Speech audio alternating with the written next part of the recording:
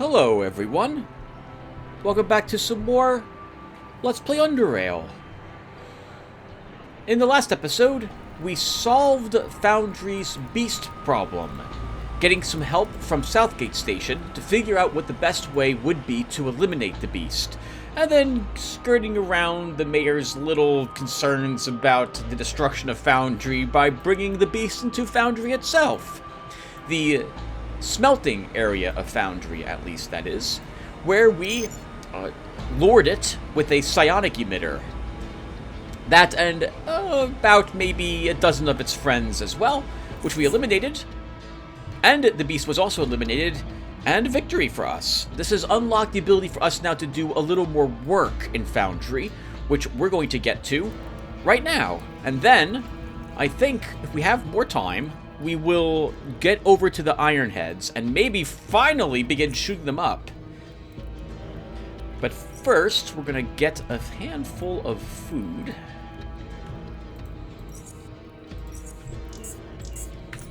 Okay, and out we go. How's everyone doing? So it's the same day as the last part I just recorded, and I didn't look up anything that I wanted to look up on YouTube or the internet or BitChute or any other location. I meant to look up some of the things I talked about last time, in particular how a foundry works in the smelting process, as well as my stupid talking problems, and see what tricks I can come up with to avoid doing that in the future. And I didn't do any of that.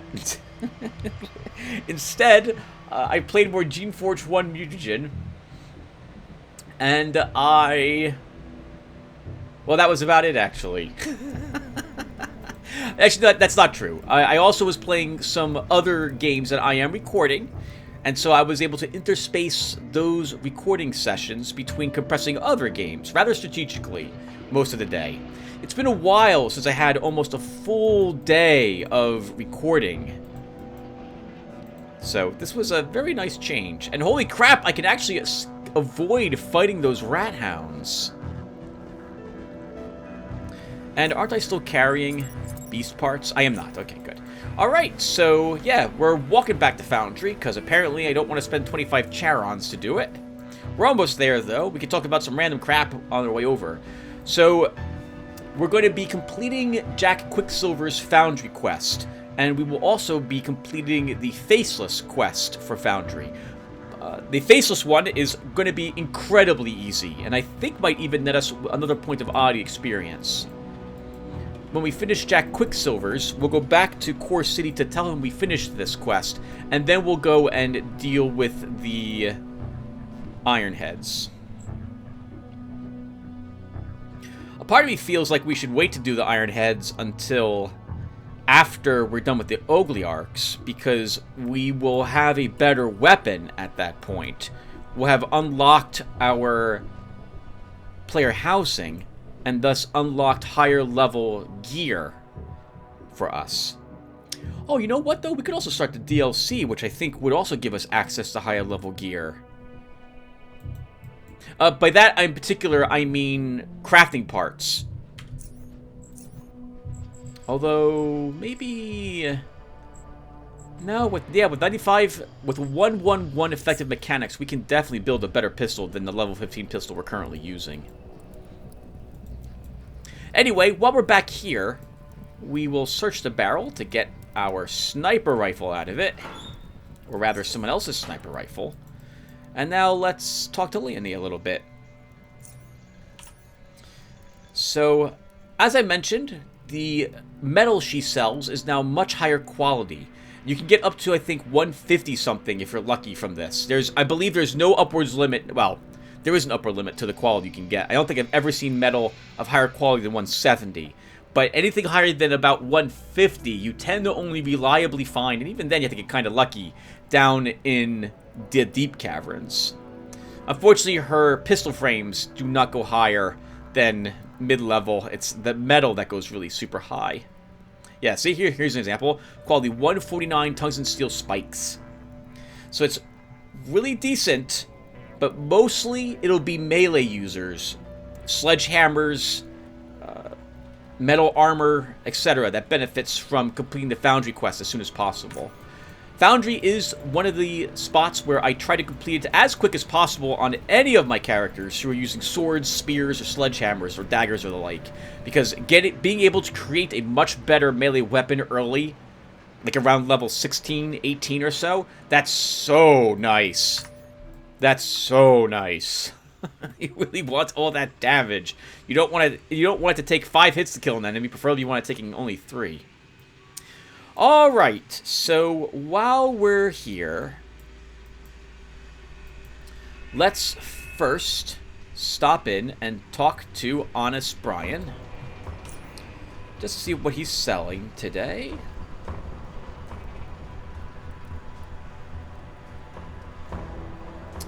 And nothing I am interested in. Do I have anything I want to sell to anyone here? I don't think I do. Alright, so, next stop, the Warden.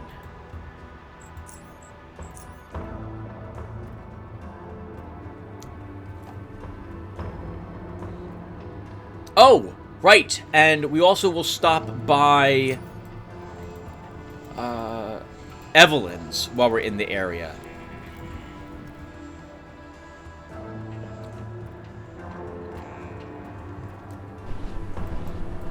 Alright, so now that we solved Foundry's problems... Oh, by the way, there's a few things to note in the upper right-hand corner of the screen that we didn't notice before. One of them, actually, I don't think I've ever noticed before. We have some new symbols up here. Leave no witnesses. If you trigger hostilities with characters in this zone, and leave the zone before disposing of the witnesses, the hostilities may propagate to the entire faction, and even allied factions. So in other words, if we get into combat here, we will end up in combat possibly with Core City, for example. And I've never seen the camera before, security camera footage. If you are spotted by the cameras in this zone, you might later trigger hostilities from certain factions if the footage is not properly erased. I've never seen that before. I wonder if that's new. Man, they're making it really hard to do this quest a very particular way. And that way would actually give us an oddity item, a 3-point unique oddity item, but I'm not going to risk it. I think we'll just go about solving... Maybe we can explore a little bit of the jail later, but I have no stealth, and it's going to be really difficult to do this, I think, without any stealth. Amigo, good to see you. Delma, how do you feel now that the mine has been reopened? Foundry's back on its feet, alive and kicking. We got rid of the beast, with your help, of course, amigo. We still have to deal with the pollution and increase in violent crimes, though. It's one step at a time, I suppose. So, I need to ask you some questions about a prisoner named Tordor Salywatch. Yeah, Tordor Salywatch. What do you want to ask me about him? I'd like to see him. Actually, let's pretend we don't know why he's here. Why is he here? What's your relationship with him? We're just friends. I'm sorry, that's not good enough. Rules are rules. So I saved Foundry from being overrun by monsters, and I can't even ask about or see my friend in prison? Well, thank you, Delma.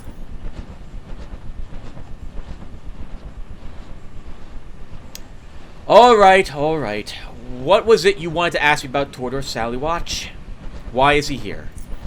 He's accused of murdering a traveling merchant named Bolivar Dowd. His case is currently on hold due to the unfortunate death of Judge Taylor, and it will be continued after a new judge has been elected. Or if something important and urgent comes up, the current chief, Chief Banner in this case, can decide the fate of the accused. That's all according to Foundry law. I'd like to see him. I'll allow it, but this one time only. I'll tell the guards to lead you to the visiting room.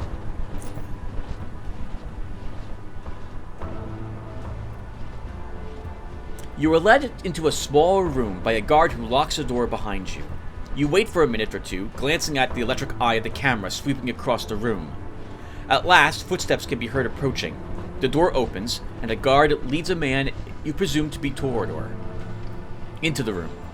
The guard locks the other door behind him, leaving you two to mutual scrutiny. Tordor is the first to speak. So, you're the one who wanted to talk to me.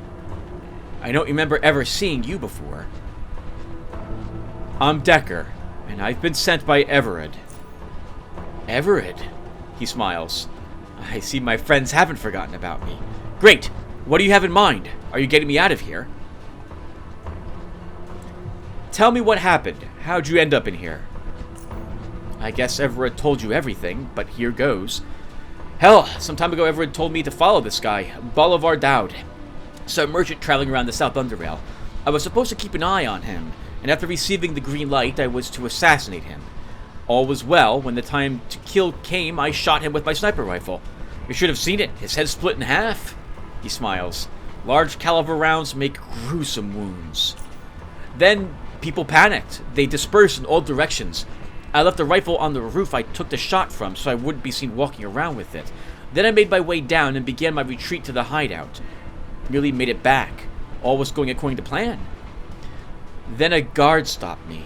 Damn it, I was nearly there, and he knew. He wasn't just suspicious or anything like that. He knew I had taken the shot.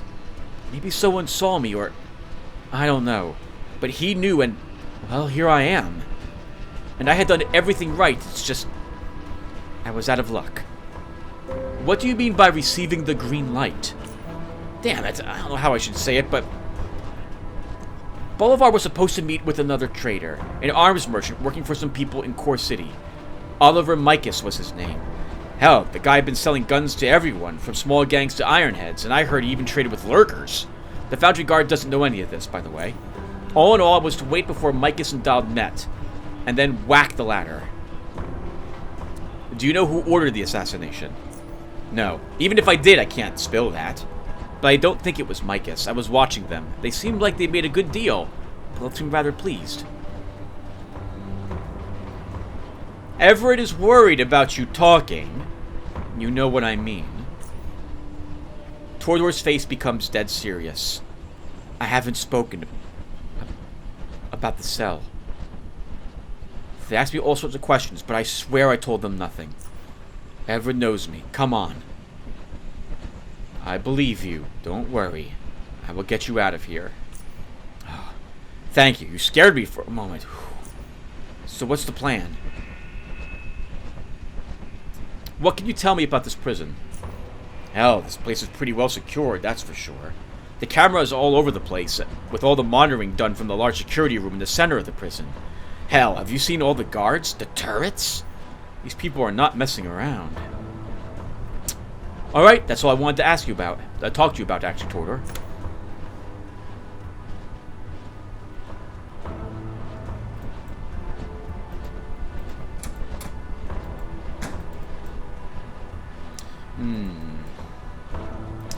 Well, while we're here, before I forget,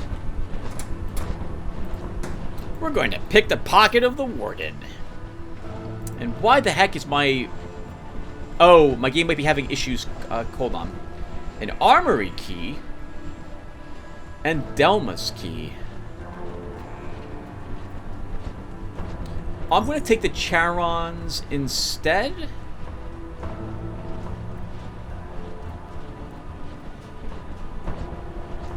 And that will do. We have lockpicking. We can get into any of the locations that a key would probably normal. Actually, that's not true. There could be things that the key would unlock that I'm not familiar with. But we've already entered every location that we can without getting into trouble. And without stealth, we're not making it into any of those other places. Alright, so... There's no way that we'll be able to get him out of the prison easily without stealth by sneaking him out. So instead, we will talk him out of the prison by talking with Chief Banner. And because I think my intelligence is a little high, I think we'll be able to do this. We'll quick save just in case. Decker, so far you've proven to me you are a man I can trust. And because of that, I have a small job for you. The Foundry Guard patrolmen have spotted a group of faceless just west of Foundry. I would like you to go on a reconnaissance mission for us. We've been observing them for some time now, but their intentions are not yet clear to us. I just want you to try and find out what they're up to, nothing else. Your reward will be 100 charons if you can accomplish the job. I want to talk to you about something first. Go ahead. I need to talk to you about a prisoner called Tordor Sallywatch. Tordor Sallywatch. Isn't that the man who killed Bolivar Dowd? Accused of killing. Due to Judge Taylor's passing, I will be dealing with all the criminal cases. So what is it you wanted to talk about? I believe he is innocent and should be set free. Decker, you've already proven trustworthy, and I thank you for all the help so far. But I haven't even gotten to this case yet, with all the work I have at the moment, and most of our investigators are busy with other cases. The reason I haven't begun is that we are still missing the murder weapon. If you manage to find it alongside any other clues, we can quickly process the case and release him. It's a deal. I'll be back with some evidence. Okay, first, however, we will go and deal with the faceless. I haven't forgotten about Evelyn's, but we have to go back up the ladder near Evelyn's in order to reach the cell. So we'll do that when we come back. Dealing with the faceless should be really very straightforward and simple. Because we... First off, we saved... oh crap, what's his name? Buzzer. We saved Buzzer over in Rail Crossing, and Buzzer told us about Cornell's gang, the Acid Hunters. But we also have the cell phone. If we had not done Rail Crossing already and gotten rid of the faceless there, we would have been able to get the information we needed from the cell phone to tell the faceless about this. Now, it's been a long time since I killed the one faceless mind reader over there in Rail Crossing, and I'm curious if these faceless will just not attack me on sight. And we killed every single faceless over there. I think they will let me live, but I don't know for a fact if they will. We also already saved the other faceless, didn't we? The one in Core City, held in a cage by that one gang that was guarding the tunneler there.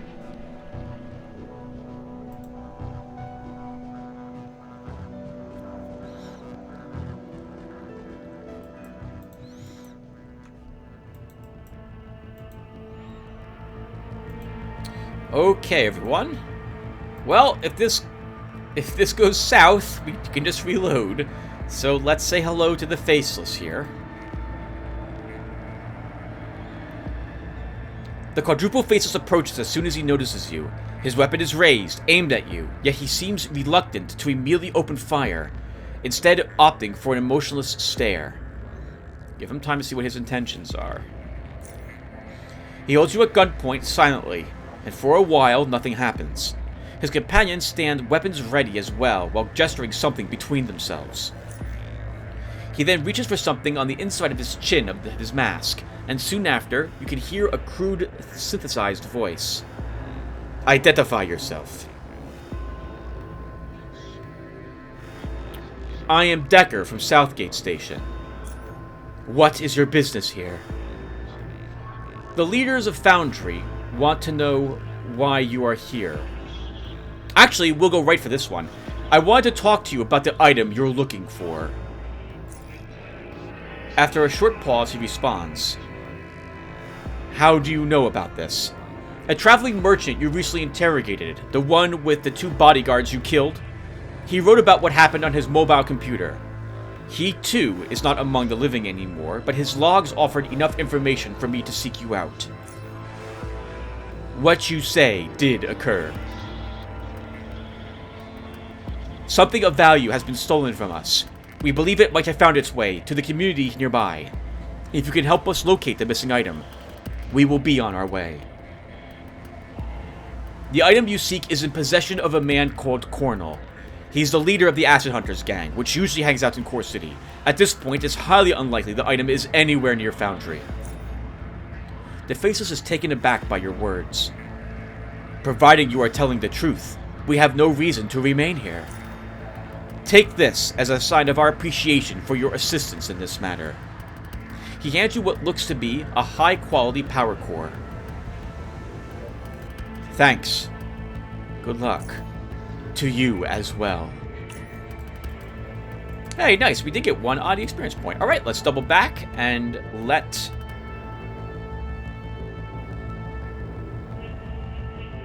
the guy know? I forget the chief's name.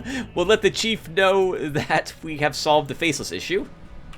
We know why they're there, and if we were to walk back there, they would be gone. And now that we had that encounter with them, I think Decker would probably not be so willing to instigate a battle. The developers of the game, the people who wrote the story, they really want you to be super suspicious of the Faceless when you first encounter them. The first time I actually did encounter the Faceless, I did things in a similar way to what you're seeing right now. I had first encountered them at Rail Crossing, and I did the entirety of Rail Crossing upon arriving there. My belief was that the game was under some sort of time limit, and that if I didn't solve the issue right then and there, that they would kill Buzzer and leave. And so, my character was a stealthing dagger user. No range weapons. No throwing daggers, though, just for the grenades. And daggers for close range combat with Cutthroat. And traps. And I set traps around the location. At the moment that Faceless Mind Reader walked on the trap, I de-stealthed, entered combat.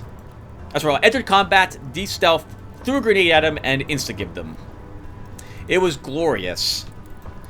But I never realized that you could let him approach you until quite some time later.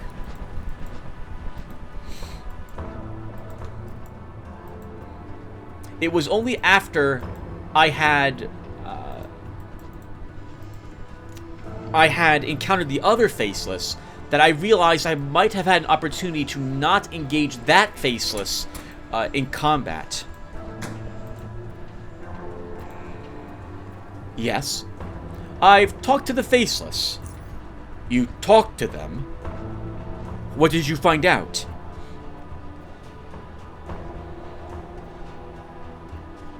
They're looking for some kind of item, something that means a lot to them, but it turned out that this item wasn't in Foundry.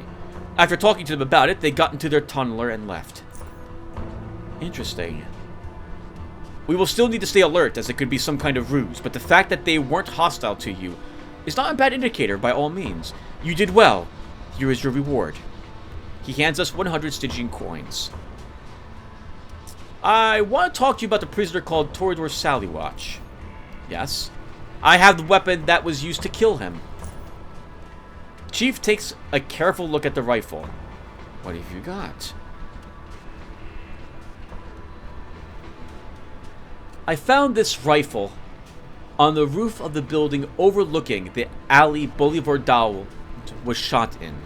I found out that Bolivar was supposed to meet an arms merchant named Oliver Micus. They had an argument, and Micus later had him shot. Micus. I remember that name mentioned. But all that you told me still doesn't prove that he killed Dowd. I might need more than that. Well, what proves Sallywatch killed Dowd? You're keeping him in prison based on... nothing. I see. You've already proven you're a good investigator. So I'll trust you on this one. I'll take the rifle and see what information we have on Micus. I'll have my men right on it. We gave him the sniper rifle. That is good. I'll pass this on and see if this was indeed the weapon Dowd was killed with. I'll also see if we can learn anything more from the weapon. Come see me later, and I'll have an answer. Got it. See ya.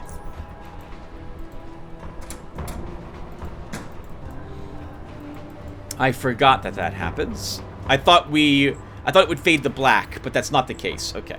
So this is still no issue. We'll just walk out. We'll pretend... Actually, I guess we can go down to see Evelyn really quick. Evelyn's... While we're in the area. And then we'll go back and see the chief. Then we'll come back over here and see the members of the cell.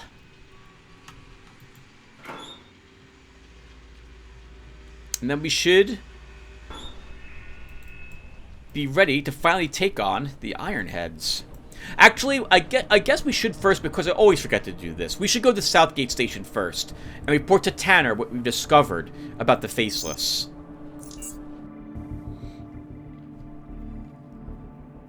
We should also let them know that we dealt with the problems at Rail Crossing, and that we saw the Faceless here at Foundry.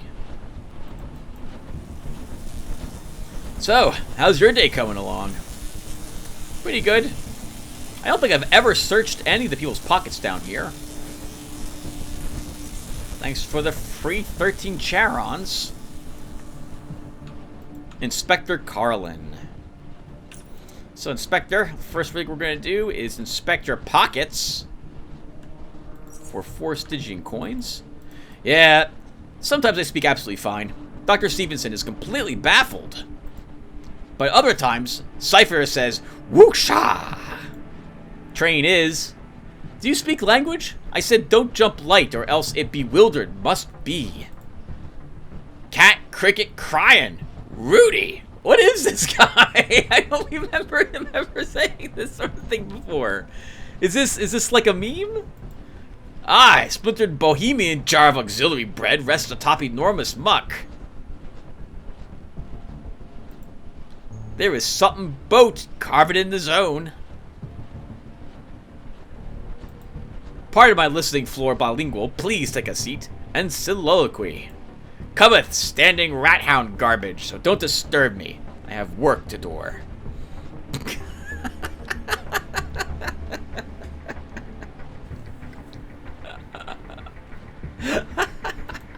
Yes, sometimes I speak absolutely fine. Dr. Stevens is completely baffled. What the heck is with that? Can we actually talk with Dr. Stevenson about this guy? I think I'm going to do that really quick. Ooh, an advanced electronic repair kit. We will take it. You can keep your 5,000 Charon boots. We should arguably steal it, because we do have pickpocketing. But that's just too weird. There must be some sort of inside joke about stealing the boots as well. Reminds me a long time ago of, what was it called? The Gamers? Is that right? I think that's what it was called. It was a movie, never made it to theaters or anything of that sort. I think it might be on YouTube. And it's basically poking fun of some of the strange rule inconsistencies, or how players who play Dungeons and Dragons can abuse certain rules. And it's very humorous. And their thief, I think, passes a pickpocket check and, like, steals the belt around the waist that this one guy is wearing, and then steals, like, his clothes, and then, like, he backstabs someone else with the ballista. It's really ridiculous. You're back. Upon conducting an investigation, we discovered that the rifle you gave me was indeed used to kill Bolivar Dowd, based on the caliber, angle of shot, etc. We have no evidence that could prove that Tordor fired the gun, as there were no fingerprints on the rifle, nor any other clues. We also have no way to link the gun to Micus either. Still, due to the lack of evidence, as well as your involvement in the case, Tordor Salywatch is now a free man. We will attempt to locate Micus. Hopefully that will lead us to the real murderer. Consider your friend a free man. Gotcha. How do you feel, by the way, about that the mines may be opened? I never broke my pick. I knew we were going to overcome this problem one way or the other. With the mine operational and foundry safe once again, we will maintain our position as a dominant force in the region. We cannot be touched. Alright, take care, Chief.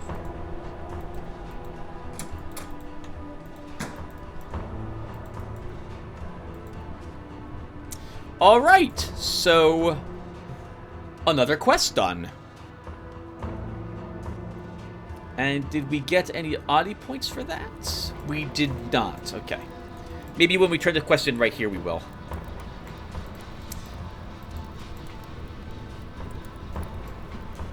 Yep. Nothing else to talk about.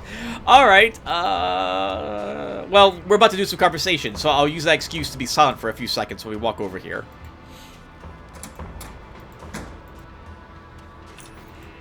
Everard. Let's see what you have in your pockets. Did I search your pockets already? If I did, we left 50 Stygian coins in them, which now we have. Yes. About Tordor's Sally Watch. Yes. I managed to get Tordor released from prison. Excellent. I'm pleased to hear that. You did good work. Tordor will be out of foundry for a while. I'm guessing he has already headed to a safer location. Still, I have to ask you something. Tell me. Was Tordor discreet about our business in foundry? You know what I mean. He didn't say anything. I'm sure of it. Everett smiles. Good. I'm very glad to hear that. You can return to Jack now. Your work here is done. Hey! 2 oddity experience points. Alright. So... I think... we will... playing for like 30 minutes. That's not gonna be enough time to get to and kill Baylor this episode.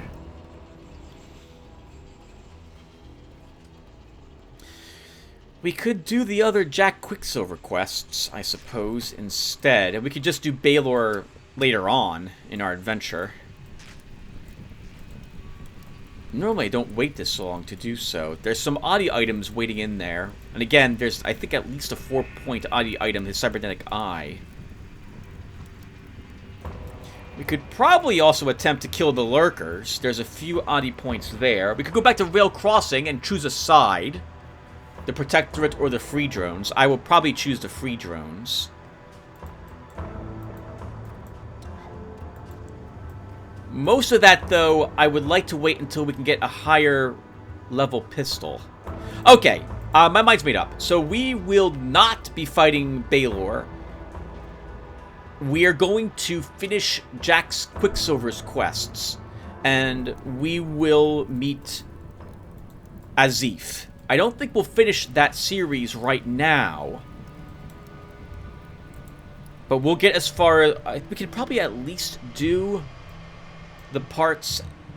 I guess we'll start at Core City. No, sorry. We'll start at Southgate Station. Right, we want to go to Southgate Station anyway. Because I constantly forget to tell Tanner about what we've done so far. So let's head back to Southgate Station.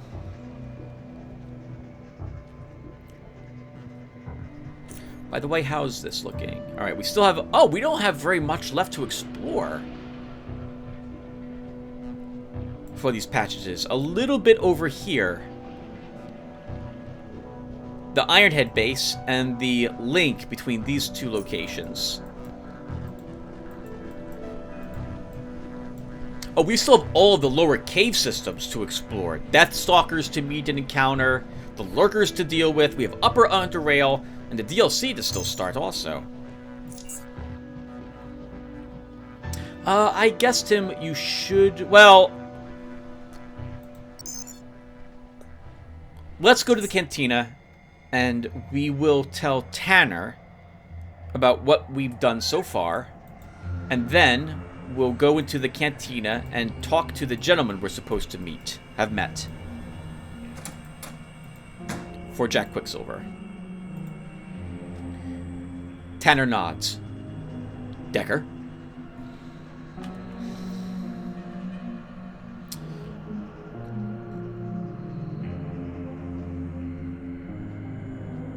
I've dealt with Rail Crossing's problem, Tanner. Explain how Faceless invaded them. Tanner listens to you calmly. After you're finished, he runs his hand once over his beard before responding. Interesting. Did you manage to find out why the Faceless invaded? I have a reason to believe it's some sort of electronic device that's currently in the hands of Cornell and the Acid Hunters gang from Core City. He nods slowly. We must find this item and discover what it is. His voice deepens slightly and becomes a bit more commanding. You must go to Core City and look for this Acid Hunters band and their leader Cornel. Retrieve the device from him if he still has it, or at least try to find out what it is and how he got it. But be careful. It goes without saying that getting between the faceless and their quarry is dangerous. But if this item is so important, chances are other factions, powerful factions, will be looking for it. Make this task your priority, and keep me informed on the progress. Alright. Now, you'll note something there, and I'm going to talk about it. It's a bit spoilery, but whatever. So, a heads up, everyone, by the way, that from this point onward in the playlist, I'm going to assume that you guys are completely 100% familiar with all of Underrail, and you probably have watched one of my playlists in the past. If you haven't, there's going to be lots of spoilers, so get ready for this. We're about to ruin the endgame. So, that bit where Hadrian Tanner's voice becomes more commanding, and it puts this quest here in our log, and indeed, we must complete this quest in order to finish the game, I believe is because of the fact that Hadrian Tanner is one of these other special godsmen type of people, similar to Six. And as such, I think it's the equivalent of, like, using the voice that the Bene Gesserit had in the Dune series. So, we will do this. Or, if you like, it'd be like in Vampire the Masquerade, Bloodlines, when the Ventru prince uses Dominate to make you do something. We want to do this for Hadrian Tanner, and thus we will do so. The man stares at his nearly empty glass in silence, his mind clearly elsewhere. Lennox Pierce? He snaps out, raising his head to reveal a deathly pale visage. His sluggish eyes soon focus on you, and soon begins mumbling, communicating both with his speech and his alcohol breath. What? Yes!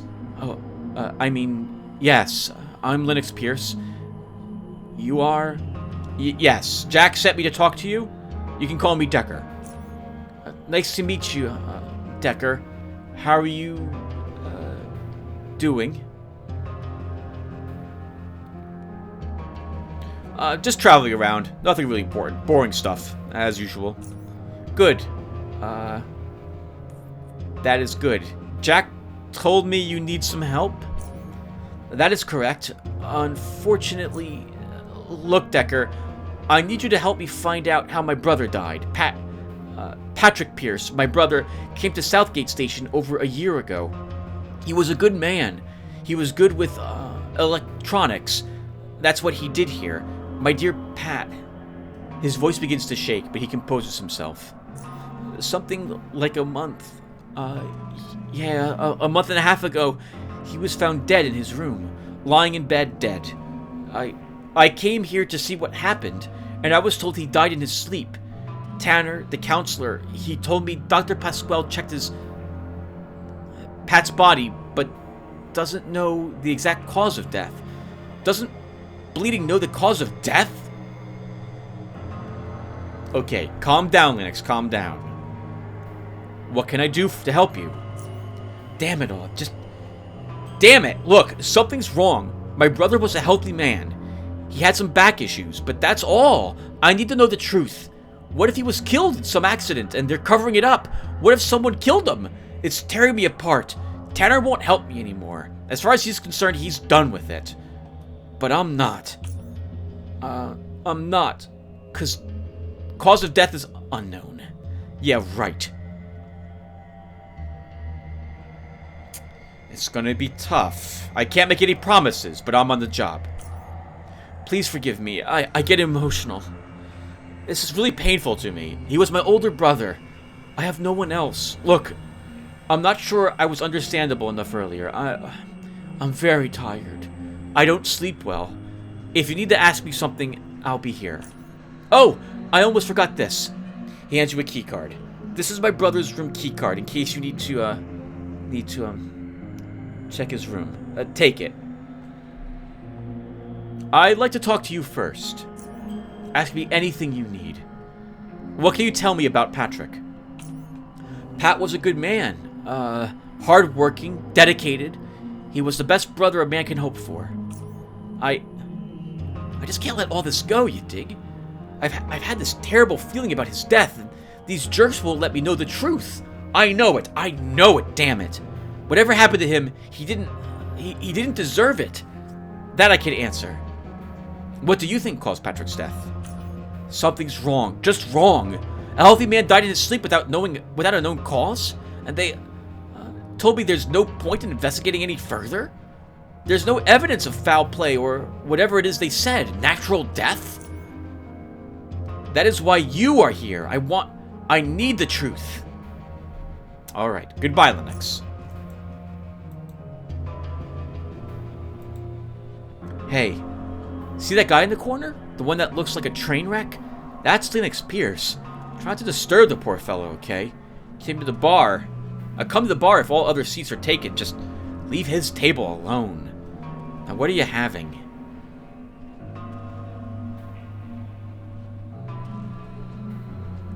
What else is new besides the earthquake? Gorski's gathering up his squad. Don't know what they're up to, but they're armed. Do you know anything about Patrick Pierce's death? Looking at his brother over there, I wish I knew more. But I can only tell you what we all know. Pat died in his sleep.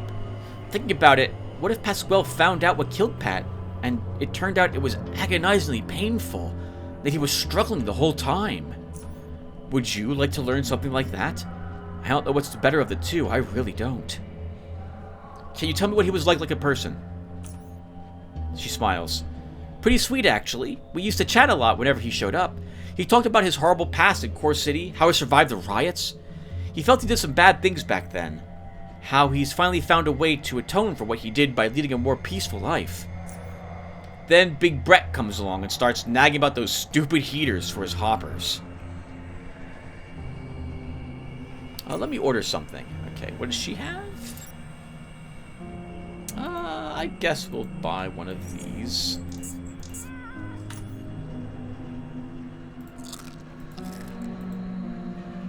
Take a seat, youngster. Have yourself a drink. You don't need to be rushing about all the time. What do you know about Patrick Pierce's death, little Jonas? Patrick, yeah, I knew Patrick. The kid died in his sleep one day, and Doc, Pasquale, couldn't figure out what signed his death sentence. Patrick's brother threw a tantrum, demanded that Doc perform the autopsy again. So he did. Nothing. Still couldn't figure it out. Now Doc's far too busy saving people's lives to be spending too much time on the dead, you dig. There's so much stuff medicine as a science hasn't even scratched at yet. So I can see why sometimes you just gotta pull the line. Sad. But we can't all have the answers. And we can't have all the answers either. It wasn't a contagious disease or some other devil, and that's the most important thing. Can you tell me what he was like? Doc or... Oh, yeah, the kid was good. I remember talking about his life, his little brother. Both of them were dealt some really bad cards right from the start of their lives, but the kid was a survivor. He was tough. That's what he was. Shame. Let's barter really quick. Do you have anything I might be interested in?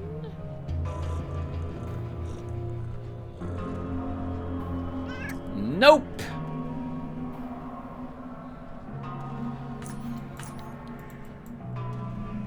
Okay. Well, while we're on this floor, we'll ask Tanner about this as well.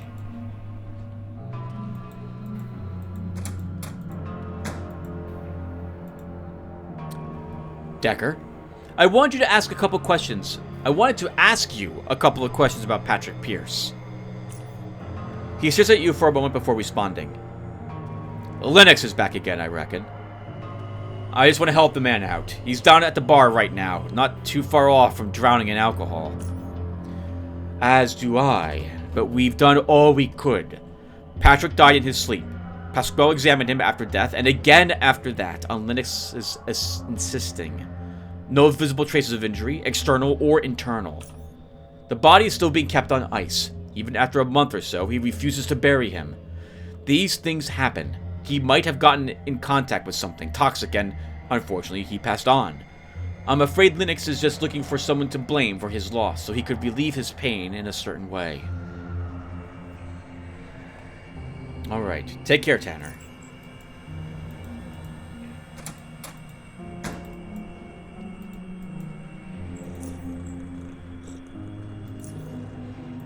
Well, the next person I guess we should talk to would probably be Pasquale.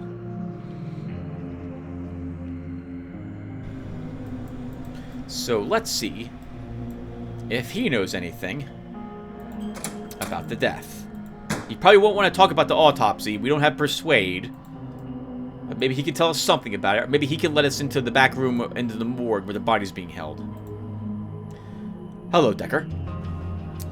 Pasquale, what do you know about Patrick Pierce's death? Here we go again. Look, I've checked the body and did various tests. I don't know what killed him. The problem with people here is that they think being a doctor means you know everything related to medicine. And I am not a forensic pathologist. We don't have one here, unfortunately. So I can only do my best to check the body and move on to treating the living. So, unless you have some specific information about his death, we can't really discuss it any further. Forensic pathologist? Forensic pathologists examine a dead body and determine the cause of death. It's not the most wanted profession in the world of today. We, the few doctors here in Southgate Station, aren't really specialized in that sort of things, so we do the best we can. What if his death was a well-planned murder? Well, I found no traces of toxins or any other deadly substances in his blood. He doesn't have any wounds, internal or external, on his body, and I checked it twice. A violent death is highly unlikely. Alright, let's see what he has to trade. And I think we'll take one of those for 4 of these. I think this is an even trade. Oh, nice. Hey, we get a little bit of cash for that.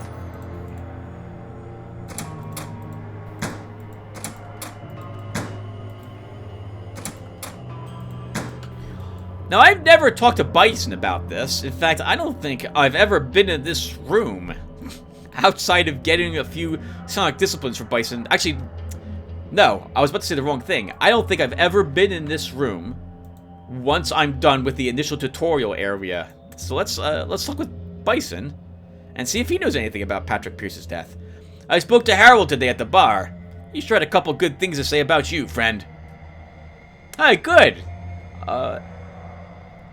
Related to Harold, do you know anything about Patrick Pierce's death? Oh, that happened a while ago. I thought we were done with that. I don't know what to tell you. The man died in his sleep. That's all I remember. What was he like? We never hung out all that much, but he did not seem like a bad person to me. Relaxed and focused on his work. That's how I describe him. If memory serves me right, I think someone told me he was in the midst of the Core City riots back when Biocorp fell apart. I most certainly don't envy him for that, if you dig. Alright, I have to go. Well, we're not getting a lot of help from the people here. Actually, we're getting a lot of help from the people here, but they don't know anything helpful to us with our investigation. Or maybe they do.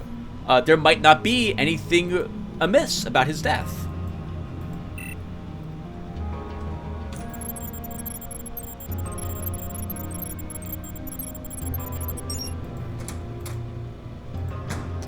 But we're going to investigate anyway. We're going to exhaust all the possibilities before we come to that same conclusion. Welcome to Southgate Station Medical Database. Access patient records. Patient records. Open recent patient list.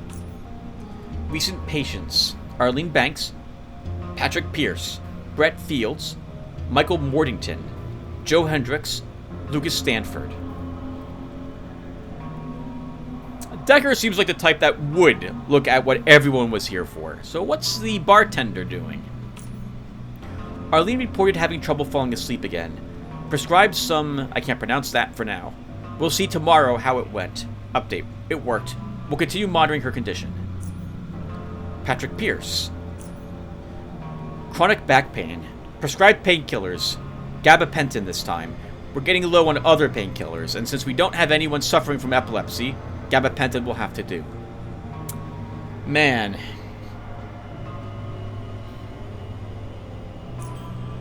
Sorry, painkillers. As you may or may not know, we're going to talk about this really briefly, and then we'll look at the other names here. I have had a lot of health issues in my life, and dealing with pain from some of these has been pretty frequent. I have been given all sorts of painkillers for the various conditions and problems I have, and I have had horrific side effects to every single pain medication I have been given, with the exception of morphine. Morphine's the only drug that has not caused me to have any side effects. The only thing it did to me when I was given it was take the pain away. I was still fully conscious and aware of everything. Didn't get high, didn't feel loopy. Just the pain vanished. And no doctor has given me morphine since that one time. They give me every single other drug imaginable, and all these other drugs often send me to the emergency room with crippling, horrific problems. Oh, I wish doctors would just give me morphine when there was a problem. I don't want to get addicted to it. I would never abuse it, and it would just be enough to get me through whatever the pain was. But man, you can't go to a doctor and tell them that you really just want morphine for the pain. They'll think you just want the drug to get high or something like that. It sucks. It really sucks. Alright, let's keep going. Brett Fields. Forehead laceration.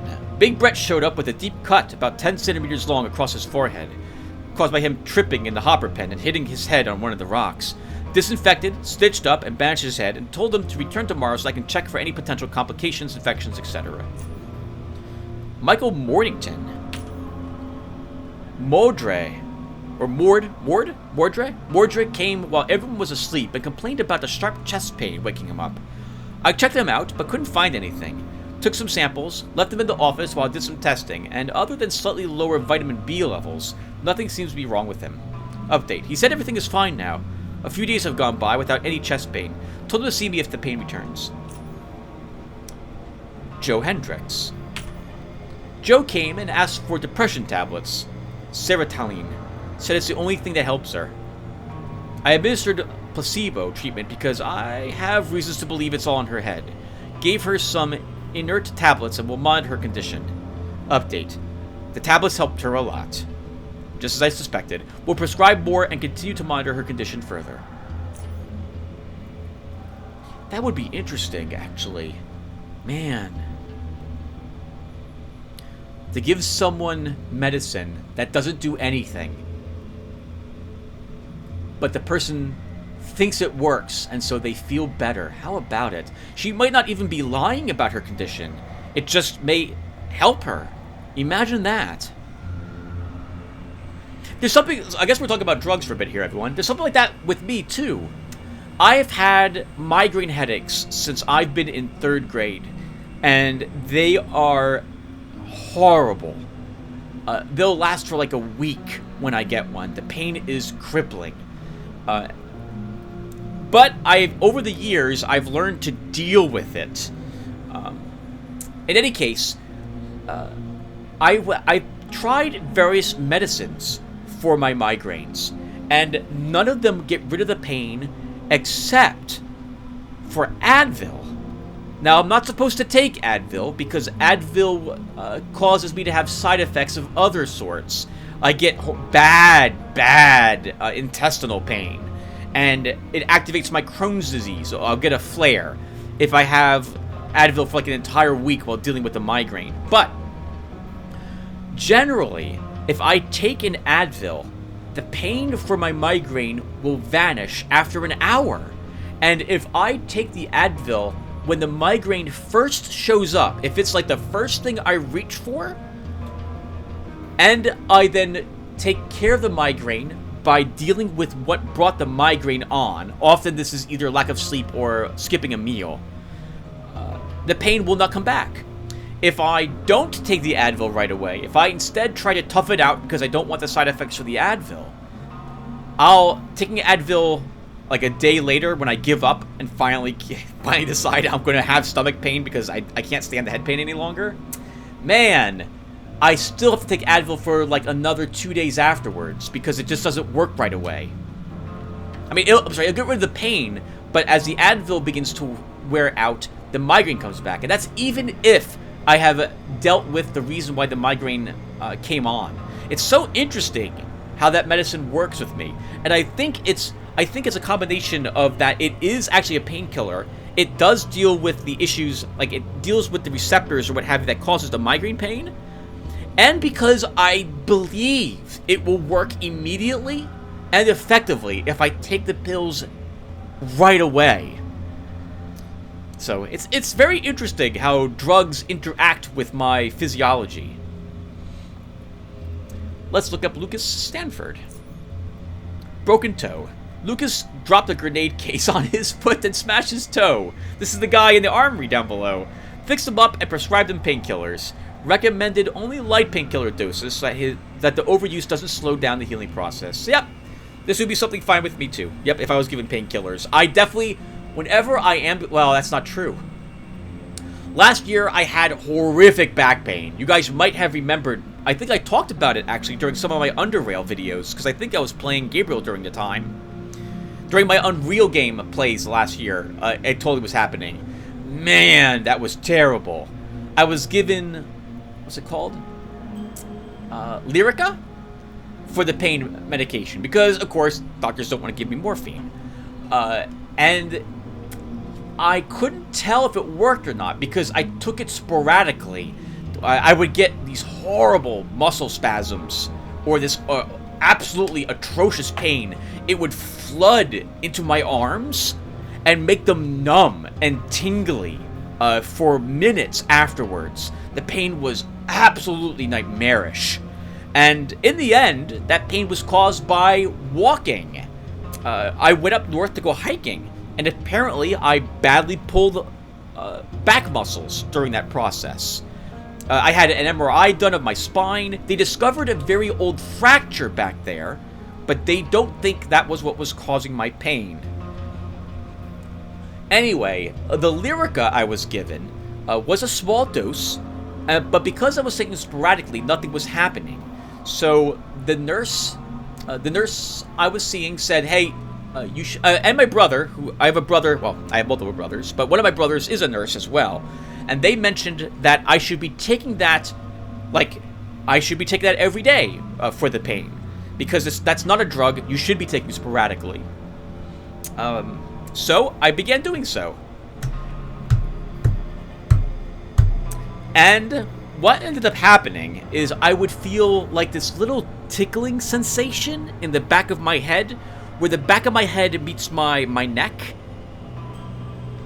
Not above the shoulders, up a little bit further than that. I'm feeling the area right now in my head. I don't know if you guys can hear me scratching the back of my head, but it would feel like these.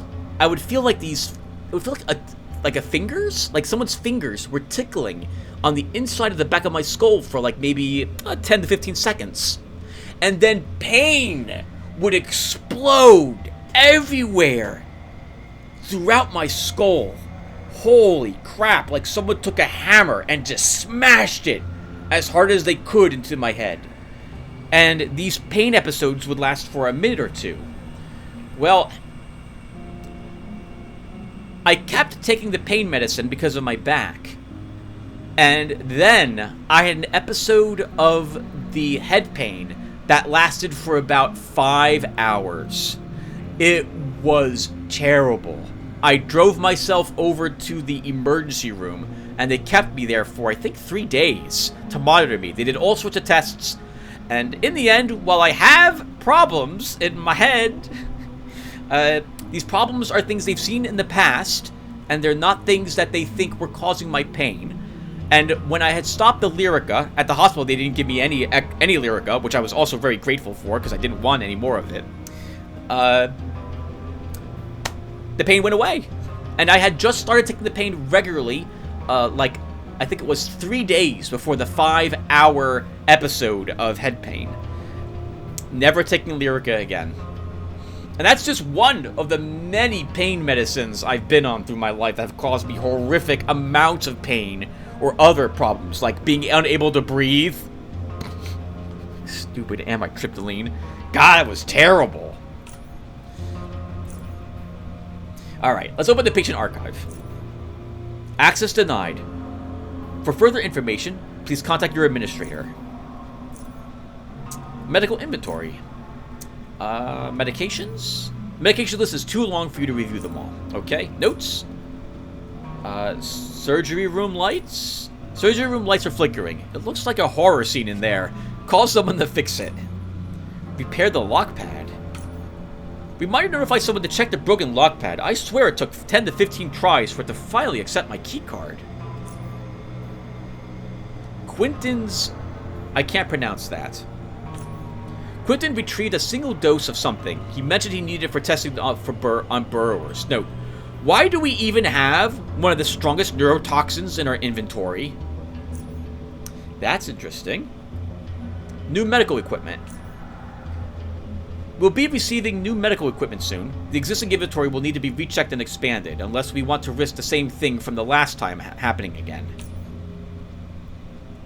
Alright, well let's look at... actually, we looked at all this. Nothing really interesting here. Actually, there is something interesting there. The neurotoxin is interesting. But it would have been stored here. Who else could have accessed it? Let's look at the surgical equipment. So, we're not going to read all of this. I'm going to... So, spoilers. I'm going to focus in on the thing that's super important to know about. Let's see. Nothing here. There's a bunch of very interesting things. We don't care about any of these either. Okay. This is where it's interesting. Notice the surgical needle. The surgical needle, straight extra large. One of two. Note, one is inexplicably missing from operating room. No doubt it was broken and discarded. They're big and sturdy.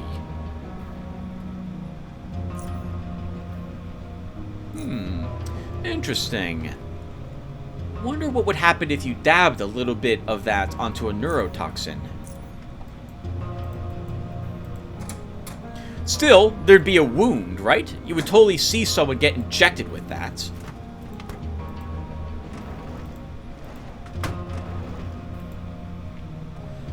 The body bag in front of you contains a male corpse. The label on it reads, Patrick Pierce. It appears that the corpse has been here for some time, but the extremely low temperature of the freezer prevented it from decaying. We don't have any biology. So it's pointless for us to actually examine it. And we've been playing for an hour, everyone. I'm sorry for the various tangents. Hope you guys don't mind hearing a little bit about my life. So, why don't we... I have pickpocket, right?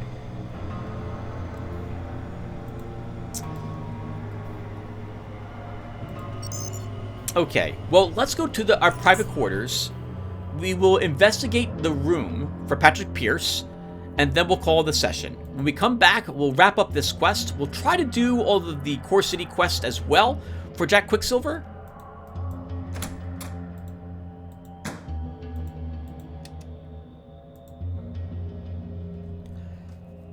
And then we'll meet Oculus. Maybe we'll get to do all that in the next episode, but it might be like 2 episodes. Broken thermostat. This thermostat looks like it has been smashed pretty badly by someone. 35 Southgate Station credits. Please enter your password to proceed. Uh-oh. Patrick Pierce? No. Rafflecopter. Attempt to hack the computer. Access granted. Welcome, Patrick. Please select one of the following options. Audio logs? Big Brett's pen heating. The big jackass came today and brought me a smashed thermostat.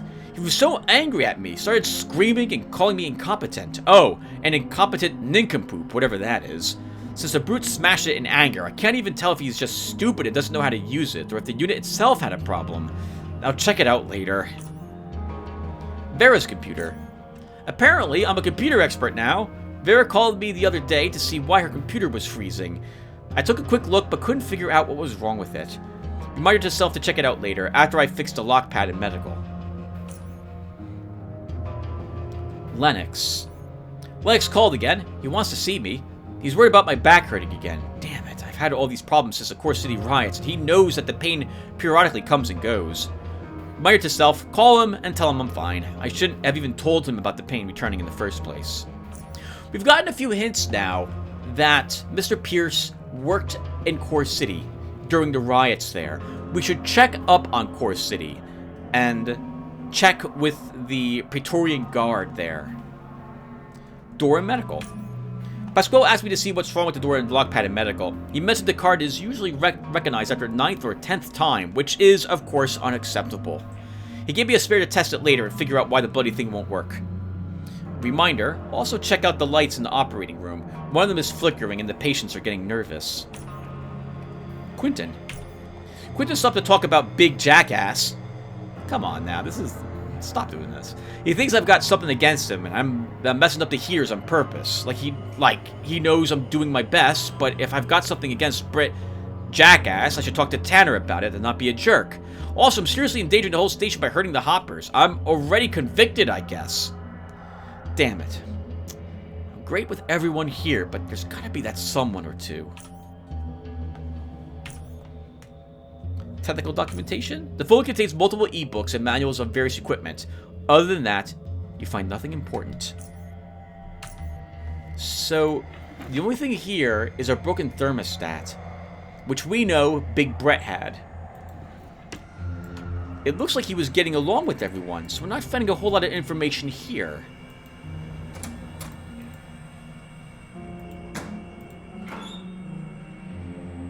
Mortuary keycard. So we were already in the morgue, so we don't need that.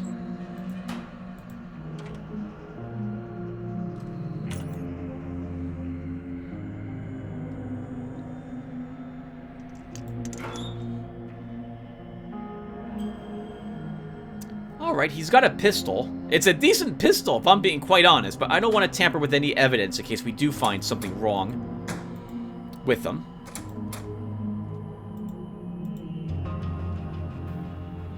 Alright, and there's nothing in the bathroom. As long as I'm here, do I have anything in my room? It's been a long time since I walked into my apartment, basically, here.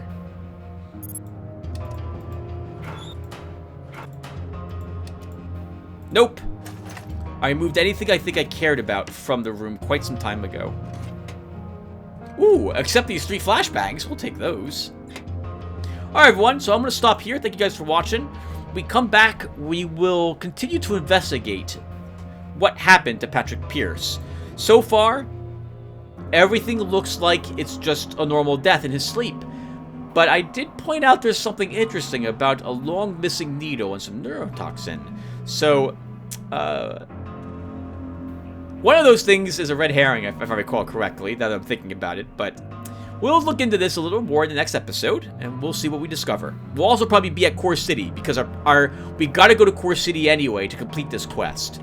Because we need to look into the riots that Patrick Pierce was a part of. So while we're over there, we'll also try to solve a little bit more of Jack Quicksilver's quests by dealing with the Core City quest he has for us too. In any case, I'll see you guys in the next episode. Thanks for watching, everyone.